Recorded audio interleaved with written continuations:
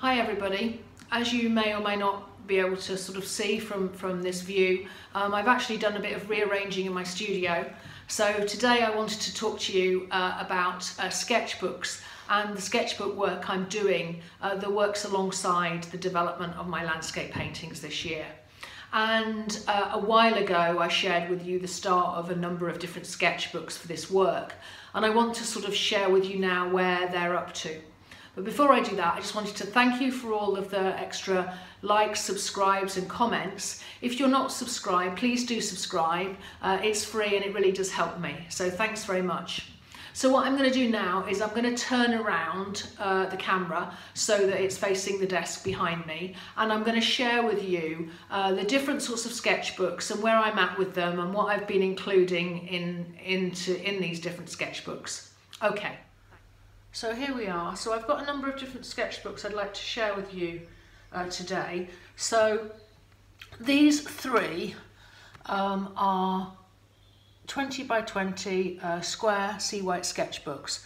Actually, let me just explain the different sorts of sketchbooks I'm going to show you. I'm going to show you these three and dip between them. And these are sketchbooks that parallel the development of my painting series, and I'll explain that in a minute. I'm also going to show you some sketchbooks of this nature that are ring bound, and this is where I keep reformatted collages that I've created from pieces of work that I've done out on location. And I'm also going to share with you some small Constantinas, and some of these you will have seen before, but these ones are about, again, work on location. Some of them are collage based and some of them are mixed media based without collage, and I'll share an example of each of those. And then finally I'm going to show you some small sketchbooks that I have for work on location as well. So starting with these what I call series sketchbooks, and so the easiest way for me to probably do it is to put them on top of each other so I can show you and you can see them very clearly. So each of these is about a different aspect of the landscapes that surround me here, and the landscapes that surround me here are the basis of a body of work that's going to be shown at an exhibition early in 2022. And so each of these is a different aspect of landscape. So that is not surprisingly woodland. This one I call my wild edges or edgelands work. And then this one is the moorlands work, and I did do a video a few months ago now that showed you how I create these covers. And basically I gesso and then I use acrylic paint and then I fix them, or sort of use gloss medium to sort of try and protect them a little bit. So I will put into the notes for this video the link to that other video. So anyway, so moorlands, edgelands and woodland, and I'm going to now sort of share with you how I use these. So these basically are sketchbooks. Let me just show one of them so that you can see it properly. These are just sketchbooks that enable me to document as I go different aspects of my painting development, and in some and I'll show you what I do. So on the first page I usually put a quote of some sort, so you can see that. And on the woodlands one, I've been reading a really interesting book called Wild Wood by Roger Deakin, and I love this quote: "To enter a wood is to pass into a different world in which we ourselves are transformed." So I kind of, suffice to say, I put a quote or something of relevance on the front page, and that stops me from having the blank page syndrome. And then I just document as I go different things. And sometimes I do a lot of work out on location, and sometimes I put some of it, either copies of that work or the original work itself, into these sketchbooks, so that I have a documentation of the process that of exploration that I've gone through.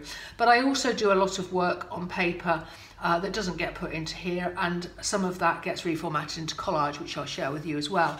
So these are just these words done on location. They are the originals, and I analyse them in the sketchbook. So that's that. Just more of them I'm flicking through quickly so you can just get a sense of it. I do some mixed media pieces sometimes these get collaged and sometimes they don't. This was when I was exploring the indigo work. This is paintings, and these are sort of colour samples. So you can see how I work, and then I'm exploring the use of text in my paintings there. And this is some descriptive words about the winter moorland. And I've been doing a lot of work on winter moorland recently, but a lot of that work is actually on paper still, so it's not in this book. So let me show you the woodlands one just briefly, because that's another one that's got quite a bit of work in it. And I've been exploring, and I did some courses about autumn trees, so I've been exploring my interest in the woodland and writing notes, and then doing these sort of images and pieces of work that are really, they're about the big shapes and then the lines, and the descriptions explain what those are about. So I've done quite a few of those. They're very helpful because they are things that then get sometimes integrated into my paintings. I did a lot of work with charcoal, and so those are copied pieces, words that I use to help me explore what it is that I'm trying to show in these charcoal pieces. And then some of those words can be useful in helping me with my paintings. More work that I did on location, and that's been copied and printed in there as a sort of documentation really. Collage work, notes about what I'm interested in, different approaches that I did on the Emily Ball course and how helpful that has been in terms of painting approaches. So you can see, and then colour swatches. So a whole range of things go into these books. And finally, one of the things that I've been doing with my Edgelands work recently is I've started to try and unpick what it is I'm particularly interested in with the Edgelands. And I've been doing quite a bit of writing. And I have journals that I write in, but I've also started to write the different aspects of things I'm interested in. And I do that, tend to do that in the back of the book. And I narrow it down, and I write these lists and things. So that just gives you an idea of how I parallel my paintings with these exploratory works, including colour palettes and including small studies in these books. So now what I want to do is to show you the Constantinas that I've been working on. So you will have seen some of these as I've done them, and I've done them sort of specifically and shared with you. So this is my Edgelands Constantina. These are very small Constantina books that are from Sea White, so they're the smallest they do, and they're an A6 size, I think they are. And it's useful because what I do is I tend to go out in the landscape, and these were collage and inks put on them first as a sort of a pre-surface, and then line work and shapes put over the top. And I won't go through this because I've done other videos about that, and I will share those with you on the detailed description as well of the video.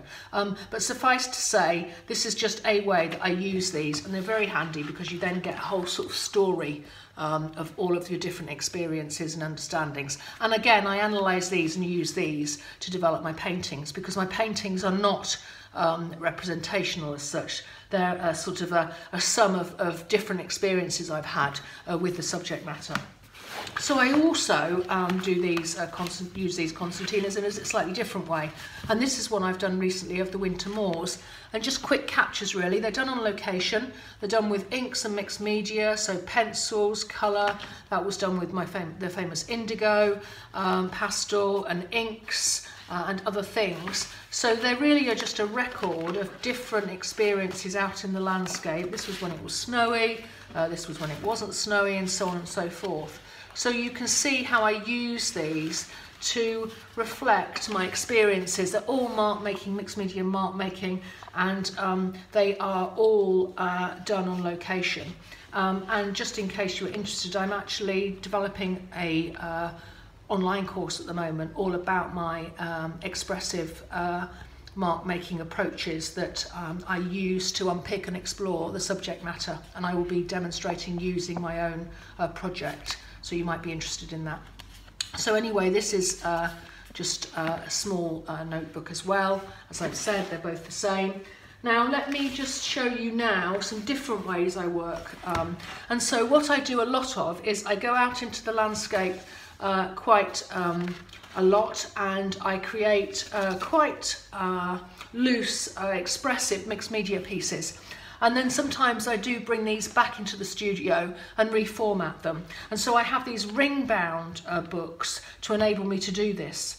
And these are some of my woodland works, and I've also got one, let me put that over the top so you can see. This is some recent work I've been doing, exploring more about my winter walks on Marsden Moor, and these are reformatted from the studies actually that were done in the studio. I'll do a separate video actually where I show you how I kind of have created, how I've reformatted those. And I've also got a larger book actually. Things are falling down off the walls, which you probably will have seen before as well, which is the similar sort of approach. It's hard for me to show it all on the video, but hopefully you can see at least that top piece. And again, those are reformatted pieces. And if I put it down there, you can see reformatted, done on location, and then reformatted back in the studio. And I've done quite a few of those in this larger book as well, which gives me a bit more scope to have bigger pieces, so that's why I've got an A3 there as well. And those are all sea white books. These ring-bound books are sea white, and as I show you, I've got a number of them again for the different subject matters that I'm interested in. And finally, I wanted to show you these little books here. I've been doing, I have mentioned before, and I've done a video about this one, which is what I call my freewheeling collage book. And I continue to work in those and dip into them, and sometimes, as you can see from this page, I use very loose mixed media, and that's about the edgelands actually, just some sketches. And these I take on location, and they're very handy for that. So this one is called a travel journal, and again it's sea white. And this one is like a chunky journal, and again sea white, but it doesn't have the binding over, it doesn't have the pouch, and it doesn't have the dividing page divider. But I find these, and it's 14 centimetres this one, and I find these very handy because they're quite small, and you can just put them in your bag and take them with you on location if you don't want to take lots of paper and lots of other things. So I kind of use them occasionally. The collage one I just showed you, I actually tend to do those at home based on memory and based on ideas and thoughts, and just like I say, freewheeling. Whereas this one I take on location, and I'll show you actually something that has been incredibly instrumental in my work recently, which is a piece I did back before the pandemic. And because because we're in lockdown and I can't actually access Marsden Moor because it's too far away for me to travel, I'm not allowed to, this drawing and another drawing have been really instrumental, and they have been the basis of further drawings that I've done in the studio, and I'm doing a series of paintings about the walk on Marsden Moor as well, so that's all related. So you can see how important these are. This study, or this sketch or drawing, whatever you like to call it, was done in 15 minutes. It was a very cold day, but my goodness, do I have a really strong memory of it, partly by doing the drawing, partly probably because it's the last time I was able to go out there during the winter sun. But nevertheless, really helpful to have these sorts of small books that you take with you. And so I just want to end by showing you the fact that I did mention in a previous video about sketchbooks that I also would have a big sketchbook that I would journal in and write notes.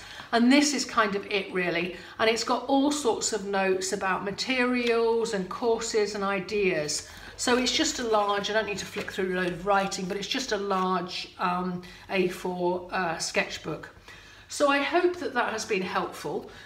It just gives you a flavour for the sorts of things that I do with my sketchbooks and how I divide them up, because I don't like to have everything in one sketchbook, because I have different purposes for them. These ones, for example, are quite chunky, so I'm not sure I'd want to take those out on location. Similarly, the ring-bound ones, they are not really very robust, but they're very handy for putting the collage works in. And I know that if I wanted to sell some of these or take them out and display them, I could easily do that because it's ring-bound. So in some respects, I'd say it's horses for courses. And I just evolve my sort of practice and how I use these over time. And that's, you know, the way it is really. So anyway, I hope that's been helpful. Thanks very much for watching again, and please do like and subscribe, and I'll see you next time. Bye-bye.